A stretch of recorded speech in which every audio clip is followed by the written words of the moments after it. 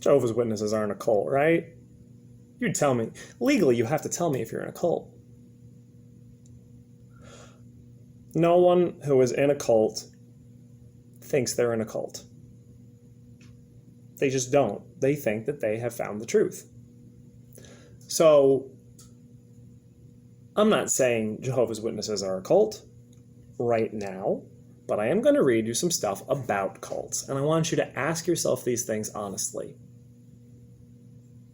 Just listen. Just keep an open mind. I know that you have an open mind. I know that you're smart and you are honest with yourself, and you're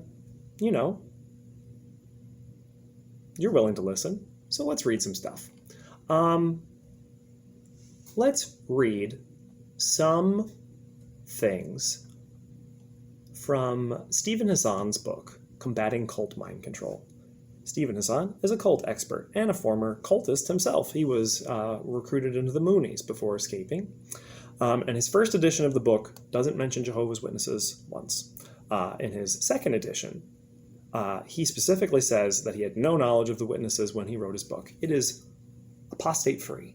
Nothing he wrote in here is at all relevant in his mind when he wrote it to the witnesses. He was not aware of them. So let's read, not all, but some of the things on his list. I'm excluding some because, as he puts in his book, cults don't check all of these boxes. Like if you want to define something narrowly enough, you're going to be able to exclude a lot of things. This is a broadish category. Cults can be many things. They can be religious, they can be business development, they can be science fiction, UFO cults. There's all multi-level marketing schemes can be very cult-like. Political parties can be cults. There's a lot of things that can be cults. So I've excluded a couple that don't apply to the witnesses, but I've left in the vast majority. This is not cherry picking, and you can go and read the book for yourself if you want to learn more. But I'll just hit a few high notes. Things that are common in cults. Open criticism of the leadership is forbidden. They believe that there is no legitimate reason to leave. They believe their group has the highest level of love on earth. The movement develops its own distinctive jargon. Other cult members now become the adherents' true family. Doubts are discouraged and must only be shared with superiors. They restrict or block information that is critical to the group. There is control in sexual matters, either suppressing or encouraging sexual behaviors or certain sexual behaviors or desires. Loyalty and devotion are the most highly respected emotions. To prevent thinking, cult members are usually kept very busy. The outside world is taught to be, or is depicted to be, as an evil and hostile place. Members are encouraged to show their continually smiling, happy faces. They also tend to practice shunning. It's awfully interesting. It's very, very interesting. Now, I'm going to read another list from a different book called Take Back Your Life, Recovering from Cults and Abusive Relationships. Some things that are common in cults: that questioning, doubt, and dissent are discouraged or even punished. The leadership dictates something in great detail, or sometimes in great detail. Let's try that again. The leadership dictates, sometimes in great detail, how members should think, act, and feel. The group is elitist, claiming a special, exalted status for itself, its leaders, and its members. The group has a polarized us versus them mentality. The leadership induces fear. The leadership induces feelings of shame and or guilt in order to influence members. Often this is done through peer pressure and subtle forms of persuasion. Members are expected to devote inordinate amounts of time to the group and group-related activities. Members are encouraged or required to live and or socialize only with other group members. Those are all very, very interesting. And now, two quick things, again, from Stephen Hassan's book. Now, these are questions to ask yourself. See if you feel comfortable saying them aloud. If you're a current witness, if you're in any group where any of these are ringing bells, think about this. Think about, would I say this to another member or non-member? Would I say this aloud to another human being? Right now, out loud, I want you to say 3 things that you don't like about the organization. In this case, the Jehovah's Witnesses. 3 things you don't like about the Jehovah's Witness religion. And 3 things that you don't like about the governing body.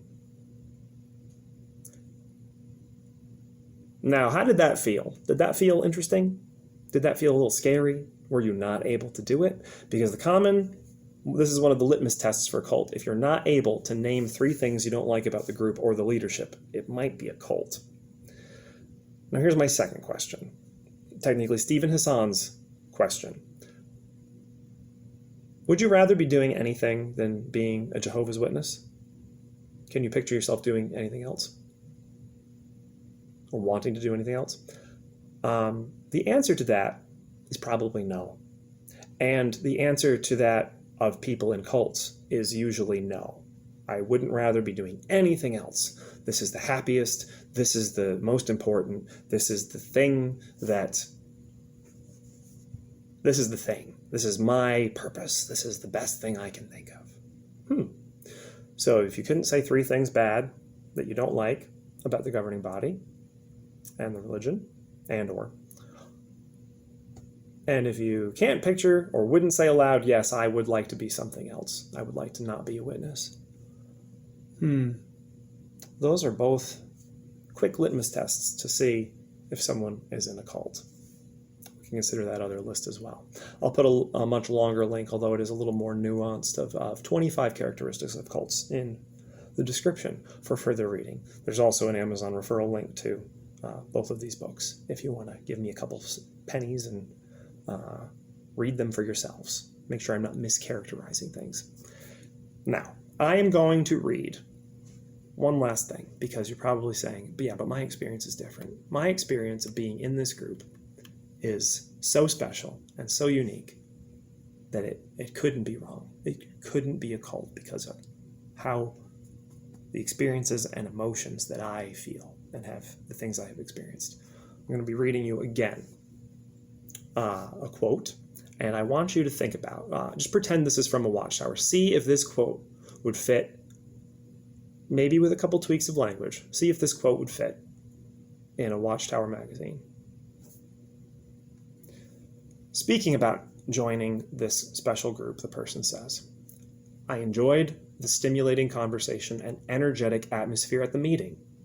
These people related to each other as easily as brothers and sisters and clearly felt they were part of one global family. They seemed very happy with their lives. After my depression of the previous month, I was invigorated by all that positive energy. I went home that night feeling lucky to have met such nice people. I was elated at the thought that my life's path was now on the only true track. The thought that God was actively working to bring about the Garden of Eden. No more war, no more poverty, no more ecological destruction, just love, truth, beauty, and goodness. We truly identified with the early Christians. The more people opposed us, the more committed we felt. It was as if we were God's army in the middle of a spiritual war, the only ones who could go to the front lines and fight Satan each day. We saw believers as people searching for God, or looking for spiritual meaning in their lives. It was always amazing to me to realize how many people in this category told us they had just been praying to God to show them what He wanted them to do with their lives. Many believers believed they were spiritually led to meet one of our members. It would fit right into a Watchtower magazine, wouldn't it? It would fit perfectly. This group of people who is following the true Christians, the world's going to be returned to how it was in the Garden of Eden before sin. They're guided by Holy Spirit. They're finding people. They're going door to door and they're finding people who had just been praying, God, help me find the right path. And there they are at the door. Wow. That's the Moonies that this was written about. This is Stephen Hassan again in his book. It's not a verbatim quote. It's snippets taken from throughout his experience, taking out relevant things. as they would for the Watchtower articles. It's not doctored to change the meaning, just take out the most relevant sounding bits. That was someone who joined a crazy cult. And he experienced the things that the witnesses think are the most convincing. The most convincing things that they are in the true religion. That was the thing I said about the one elder that talked to me. I read this quote and he refused to believe that this was not from a Watchtower. He thought that the author may have read a Watchtower or forgotten or lied about not knowing the witnesses. To what end? This is his own life story. This was the guy's experience. And it was so close that this elder was visibly shaken throughout my shepherding call for my apostasy. He brought it up several times initially and then at various points throughout the shepherding call because it was bothering him, because it sounds just like the Watchtower and probably things he experienced and maybe even you experienced. I knocked on a door, someone had been praying, and here I am. I felt like I was guided by God himself. Guess what? It's a numbers game. If you knock on people's doors enough, eventually you're going to knock on a door of someone who's been praying if you're in a religious area, especially if it's on a Sunday. Or if it's on a weekend when people have got time in their home. You know, they're laying in their bed, a little depressed. Oh, God, I want to know, what do you want me to do? It's an answer to my prayer. It's a numbers game. Eventually, you're gonna find someone that is doing that coincidentally at that moment. But it's proof here, and only the witnesses experience it, except that's not true because the Moonies experience it, the Mormons experience. Anyone that goes door knocking enough has these experiences. Tons of religions, tons of cults claim to be following the original Christians, the first century Christians, before the Great Apostasy. Tons of churches claim that there's been a great apostasy. They're the only ones doing it right. This is common. These ideas are common. One of the common tactics of cults is called love bombing, to make you feel super welcome, super happy, to just shower new people with love and attention. That's what Stephen Hassan, that's what he experienced, and he said that's what kept him coming back. That's what got him interested, because it's a good tactic. It works. You shower the new person with love, they like the attention, they like the affection, it feels warm and comfortable and welcoming, and they come back. And they keep coming back until they're in a cult. That's what he experienced. That's what you've experienced if you're a witness. If you got knocked on the door and you went to the meeting, you got showered in love. If you are a witness and you went away for a while and you came back, you got showered in love. Got you back in. If you got reproved, this is what happened to my relative. Get reproved, showered in love. The brothers showed me how loving they were. Oh, they made me feel so, even though I'd done such a terrible thing. It wasn't a terrible thing. It was, pointless guilt that was put on them. Even though I'd done such a terrible thing, they welcomed me as if nothing had happened. It's love bombing. It's because you said, I still believe. And they're like, oh yeah, come back on in. You're forgiven. That love is a tactic. It's a tactic that MLMs use too. Scams use. It manipulates your emotions. Sounds just like a Watchtower article. So if you think that the witnesses have a unique experience or unique claims of being the most loving group of people, of being brothers and sisters, of being united world organization, it's not unique. They all make these claims. Not all of them, but a vast majority of them do. It's certainly not unique to the witnesses. They all make claims of returning to the root of something. It gives them more legitimacy because it's a lot more impressive than, oh yeah, we started this religion 2 weeks ago. You want ties back to an ancient time. It gives you more legitimacy. Sounds like it anyway.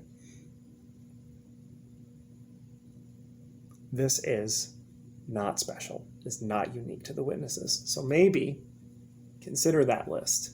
If it walks like a duck, if it quacks like a duck, if it looks like a duck, probably a duck. Now let me tell you, the witnesses look like a duck. So just review that. Do you think I'm wrong? Read his book. It has nothing to do with the witnesses. Read it and see if I'm wrong. see where I've misapplied something, how they don't fit his examples and definitions. Again, doesn't mention them once. It's perfectly safe for you to read, and maybe it'll help you in the ministry. Maybe when you knock on the door of a Scientologist or a Mooney or whoever, someone who is in a cult, you can use it as a tool to help get them out of it and into the true religion. So why not read it? Seems like a good idea to me. Can't hurt. Just do your research. And again, if you are honest with yourself, even no matter how uncomfortable it makes you, consider those lists. Consider that link in the description. Are the witnesses a cult? They seem to check a lot of boxes. I would say safe in saying, yeah, they are. Are they the worst cult? Nah, NXIVM's worse. Scientologists are worse, probably. Moonies are worse. But not being the worst cult still means they're a cult, which still means that they're not the true religion. They're just a cult. Do your own research. Read the book. See if I'm wrong. That's all I've got. If you were believing Jehovah's Witness and if you watched to the end, proud of you. That was some bravery right there. Good for you. You're either extremely indoctrinated or you're very open-minded. So either way, do some reading. See if I'm wrong. I appreciate you watching to the end. Thank you very much. If you liked the video, comment below. Share any points I may have missed. Hit the like button. If you want more of my content, subscribe. Maybe hit that bell. That would be awesome. That helps more people see the video because more engagement is good. The algorithm will show that to more people, and maybe more witnesses might bump into this stuff. Maybe it'll help get them out. So, thank you for your time, and I appreciate you very much. So, I will sign off to you, and see you next time.